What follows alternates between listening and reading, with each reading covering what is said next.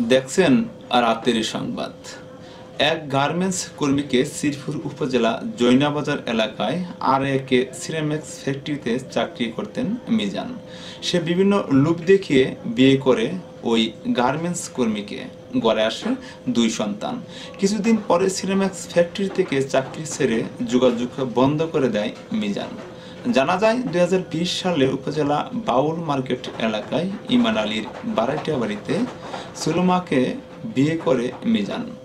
সে শেরপুর লালতাবাড়ি সফিরউদ্দিন এর ছেলে।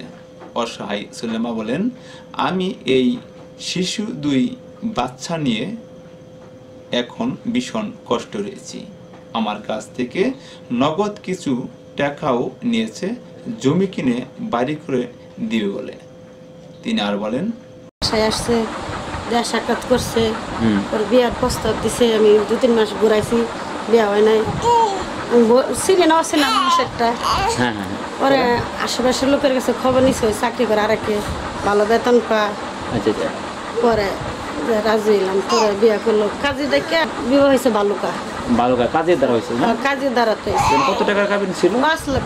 প্রায় 3 বছর ভালো রইলাম।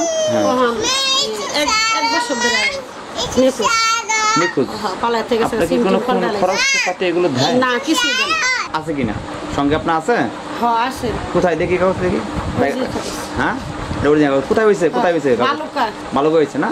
আসলে ছেলের নামটা কি জানি বললেন? মিজান। মিজান না? তার বাবার নামটা কি? সফিরউদ্দিন। মাথার নাম? মাজেদা। গ্রাম কোথায়? পুরাগাঁও।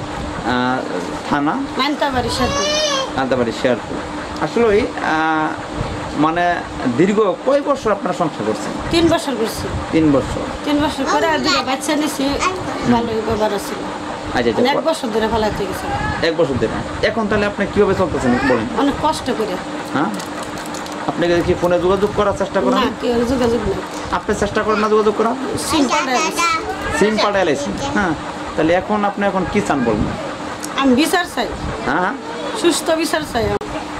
ওই যে ছলনা করে আমার 3 মাস ঘুরে বিয়ে করলো, ওই যে 2 বাচ্চা দিয়ে পালাই থেকে গেল। আর আমি কি করি, কি খাই?